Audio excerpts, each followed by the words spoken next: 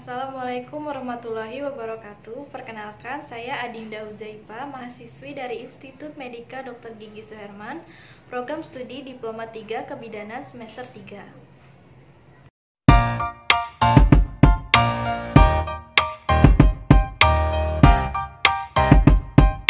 Selamat siang Ibu. Siang. Saya telah selesai memeriksa TTV Ibu. Jadi Ibu dalam keadaan umum yang baik. Kemudian tekanan darah Ibu itu normal 120/80. Kemudian berat badan Ibu yang sekarang 70 kilo. Dan tinggi badan Ibu 160 ya Bu? Iya. Tadi hasil pemeriksaan nadi Ibu juga cukup baik, yaitu 85 kali per menit. Dan kemudian pernapasan Ibu juga normal 18 kali per menit. Keadaan umum Ibu baik dan suhu tubuh Ibu juga normal 36,5 derajat Celcius. Jadi Bu, untuk menjaga agar suhu tubuh, agar berat badan Ibu itu stabil dalam masa kehamilan, Ibu hanya untuk memakan makanan yang bergizi ya Bu. Iya. Makan makanan yang bergizi itu bisa seperti makan ati ayam, kemudian sayur-sayuran, kemudian minum susu ya Bu. Iya. Nah, untuk keadaan janinnya Ibu alhamdulillah baik. Dan tafsiran berat badan janin Ibu 300 gram ya Bu. Itu anak yang kedua ya Bu? Iya. Ini anak yang pertama, bentar lagi jadi abang. Coba. Usia kehamilan Ibu sekarang menginjak 20 minggu. Dan tafsiran lahirannya itu 2 Desember 2020. Nah, Ibu ketahui, apakah Ibu udah tahu sebelumnya tentang bahaya kehamilan, tanda-tanda bahaya kehamilan? Belum, Bu. Jadi tanda-tanda bahaya kehamilan itu akan saya jelaskan ya Bu. Yang pertama itu nyeri kepala berat, kemudian nyeri ulu hati, yang ketiga pandangan kabur, yang keempat pengeluaran cairan per vagina, yang kelima gerakan janin berkurang, dan yang keenam bengkak atau odema. Apakah selama kehamilan ini Ibu pernah mengalami yang seperti tadi saya sebutkan? Alhamdulillah sih enggak, Bu. Alhamdulillah belum. Jika Ibu mengalami itu, Ibu segera cek atau periksa ke saya atau ke bidan ya Bu. Iya. Baik Ibu. Kemudian untuk Ibu dianjurkan tidur siangnya itu 1-2 jam per hari ya Bu. Iya. Ibu suka tidur siang atau enggak? Kadang-kadang, Bu.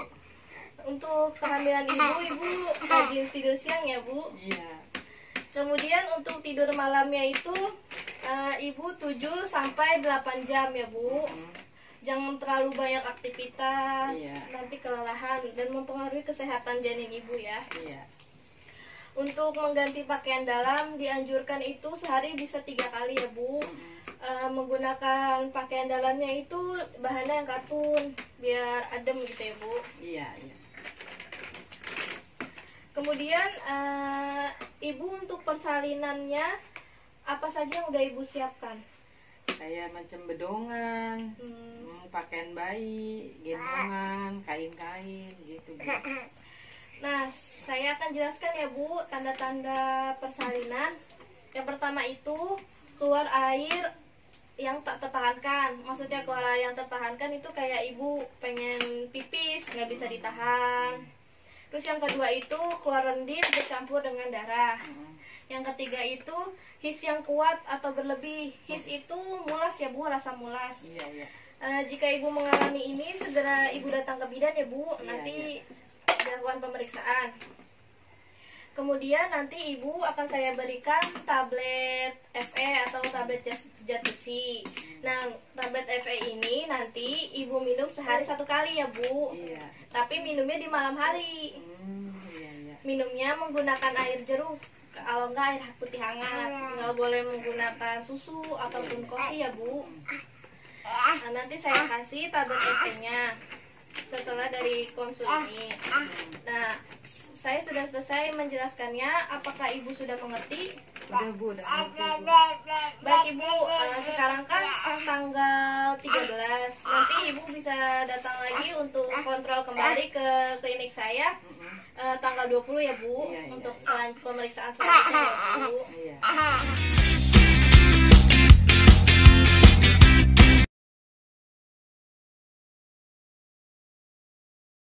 Assalamualaikum warahmatullahi wabarakatuh.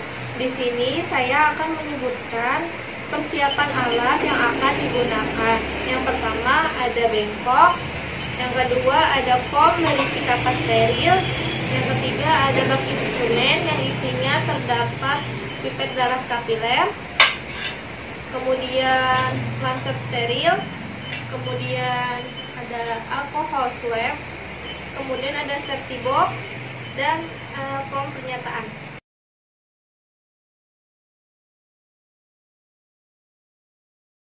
Waalaikumsalam warahmatullahi wabarakatuh. Perkenalkan, saya Bidan Adinda.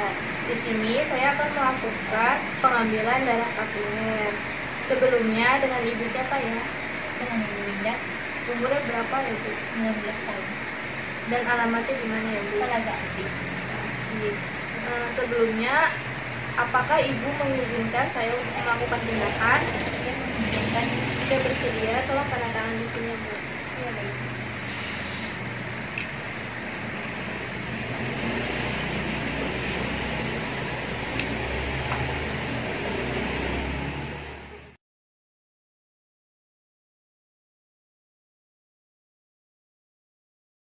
Tempat pengambilan darah kapiler antara lain. Yang pertama yaitu ujung permukaan jari ketiga atau keempat. Kenapa di bagian ini? Karena di bagian ini terdapat banyak darah kapiler dan lebih sedikit cairan jaringan tubuh.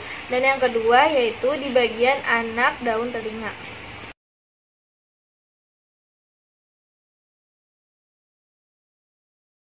Pertama, siapkan alkohol swab untuk melakukan desinfektan.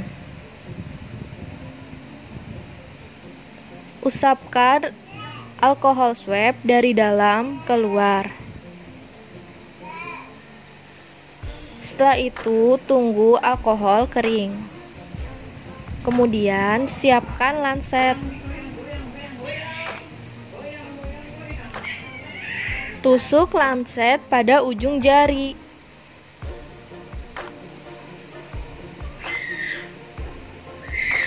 Tunggu sampai darahnya keluar.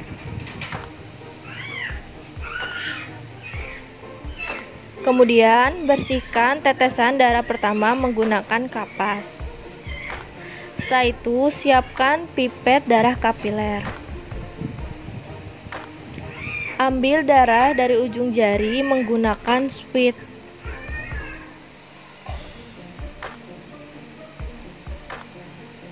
Kemudian buang udara yang tercampur dalam darah.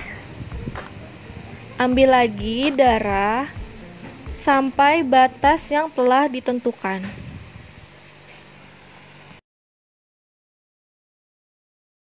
Masukkan air aquabides ke dalam tabung yang berisi HCl dan darah.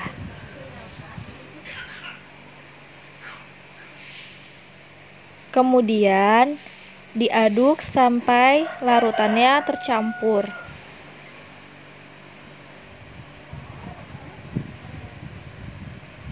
Setelah diaduk, kita lihat hasil warnanya.